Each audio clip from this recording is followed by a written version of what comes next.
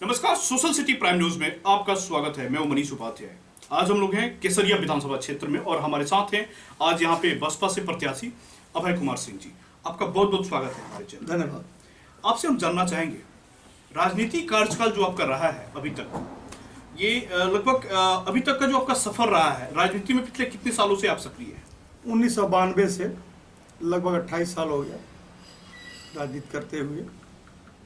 शुरू में मैं 2 बार लोजपा का प्रखंड अध्यक्ष रहा, उसके बाद 17 साल लगातार जदयू का सेवा किया। उसके बाद अभी मैं बीएसपी से चुनाव लड़ रहा हूँ। बीएसपी से जुड़ा हुआ बहुजन समाजवादी पार्टी से और चुनाव लड़ रहा हूँ केसरिया विधानसभा।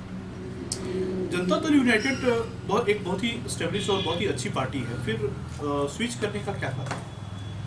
नीतीश जी के 15 साल के शासनकाल में पिछला 7 साल जो रहा शुरुआती का, वह बहुत ही अच्छा रहा, लेकिन उसके बाद से निरंतर गिरावट आता चला गया, जिसकी वजह से निराश होकर के हमने पार्टी छोड़ा। बसपा में लगभग पिछले कितने वर्षों से आप सक्रिय हैं? साल भर से। 1 साल से। विधानसभा में अगर हम बात करें तो क्या लगता है आपको, आपके विधानसभा क्षेत्र में टोटल नंबर ऑफ वोटर्स क्या है? 2.5 लाख।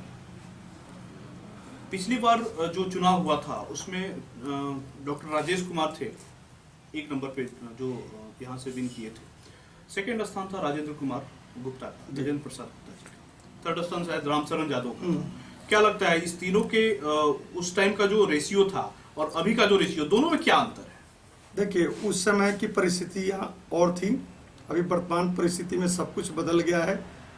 दल नाम का कोई चीज़ नहीं रह गया है। अभी यह टोटली विधानसभा जो है केसरिया विधानसभा का चुनाव, यह व्यक्तित्व पर आधारित चुनाव है। व्यक्तित्व पर आधारित, जिसका व्यक्तित्व अच्छा होगा जनता उसको चुन करके केसरिया के तरफ से विधानसभा में भेजेगी। आपके विधानसभा क्षेत्र की मुख्य समस्याएं कौन कौन सी है जिससे यहाँ की जनता आज भी जूझ रही है, पिछले 15 सालों से जूझ रही है, 20 सालों से जूझ रही है? क्या समस्या है? शिक्षा, स्वास्थ्य और सड़क। पिछले 5 सालों में इस विधानसभा क्षेत्र में विकास के कौन कौन से कार्य हुए, क्या लगता है? सड़क और बिजली में विकास हुआ है, पहले से काफ़ी सुधार हुआ है, लेकिन शिक्षा और स्वास्थ्य में उतना ही गिरावट है। इस क्षेत्र में काफ़ी गिरावट है। इस गिरावट का वजह क्या हो सकता है? लगभग किसको इसका आप जिम्मेवार मानते हैं? सरकार को, एनडीए सरकार को। एनडीए सरकार सर, उसका देख रेख करना, मॉनिटरिंग करना सरकार की जिम्मेवारी है। सरकार इसमें बिल्कुल फेल्योर रही है। बिहार विधानसभा चुनाव 2020 को आप किस रूप में देखते हैं? यह बदलाव का वर्ष है। लोग बदलाव चाहते हैं। 15 साल के शासन से, एनडीए के शासनकाल से लोग उब गए हैं। लोगों का प्लान लगातार जारी है। कोरोना काल में भी लोग बाहर से आए और कोरोना काल में ही लोग लौट गए, फिर बाहर जाने को मजबूर है, चूंकि यहाँ रोजगार नहीं है, काम नहीं है। सरकार फेल्योर रही है रोजगार के मुद्दे पर। बीएसपी का अभी तक पूरे बिहार में लगभग एक भी एमएलए नहीं है, क्या कहेंगे आप? इस बार होगा, इस बार बीएसपी का एमएलए आएगा, मुझे ऐसा लगता है। पूरे बिहार में लगभग 90 सीटों पे बीएसपी लड़ाई लड़ रही है, फाइट कर रही है। क्या लगता है इस बार लगभग कितना सीट मिलना चाहिए? देखिए, ये कहना तो मुश्किल है, क्योंकि मैं अपने विधानसभा का चुनाव लड़ रहा हूँ, तो मैं इसमें इन्वॉल्व हूँ, तो बहुत कुछ देखने सुनने को नहीं मिला है। सुबह से लेकर रात के 10 बजे तक हम लोग कैंपेनिंग करते हैं, तो बहुत कुछ ठोस कहना इसमें। 7-8 रोज पहले एक लेख आया था अखबार में, उसमें हुआ था कि चुनाव के बाद कोरोना विस्फोट होगा बिहार में। मुझे नहीं लगता ऐसा होगा।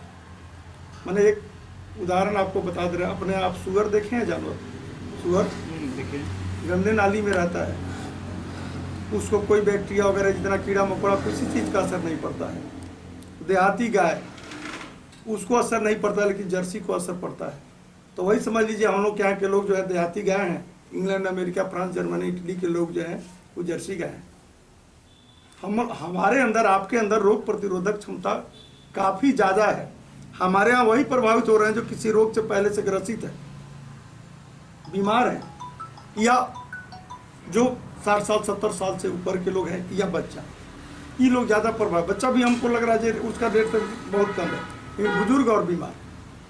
इसका मतलब ही नहीं कि हमारे अंदर बुजुर्गों में रोग प्रतिरोधक क्षमता कम होता है, बीमार में कम हो जाता है।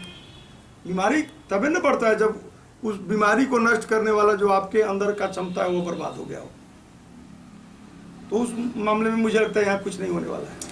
विधानसभा की जनता से आखिरी सवाल होगा, विधानसभा की जनता से आप क्या अपील करेंगे कि उनको किस तरह से अपने मत का सदुपयोग करना चाहिए और ज़्यादा से ज़्यादा मतदान कैसे बढ़ाएं? देखिए, हम जहाँ भी क्षेत्र में जाते हैं हम अपनी बात रखते हैं। मैं किसी पार्टी, जाति या किसी उम्मीदवार के बारे में कुछ नहीं बोलता हूँ।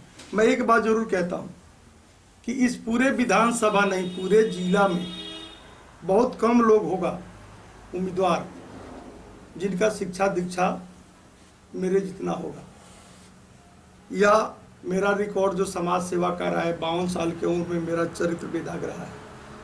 हम जिला परिषद के सदस्य भी रही पत्नी 6 से 11, 13 से 18 नगर पंचायत के सरिया की चेयरमैन भी पत्नी रही।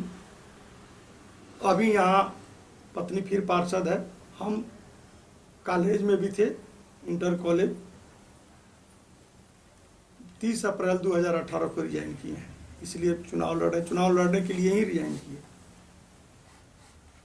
तो मेरा लोगों से यही कहना होता है कि आप वोट मुझे दें या नहीं दें, चयन करें जो सबसे बढ़िया उम्मीदवार हो, जो आपकी भावनाओं का कद्र कर सके, जो आपके दरवाजे तक पहुंच सके, जो आपको मान सम्मान दे सके, जो लूट खसोट नहीं करे, सरकार का जो भी योजना है उसको धरातल तक पहुंचा सके, उस अंतिम व्यक्ति तक जिसके लिए योजना बना है। हम यही अपील करते हैं। कहीं भी यह नहीं कहते हैं जाकर के आप हमें वोट दिया, पता कीजिएगा उसमें से हम तो ये भी कहते हैं, अगर सभी लोग को आप चोर मानते हैं तो अगर मैं मूली चुराने वाला, खीरा चुराने वाला हूँ, कोई हीरा वाला हो तो मूली चुराने वाले को दीजिए। यानी जो भी उम्मीदवार इसमें जो बेहतर है, हमसे भी कोई बेहतर कैरेक्टर का तो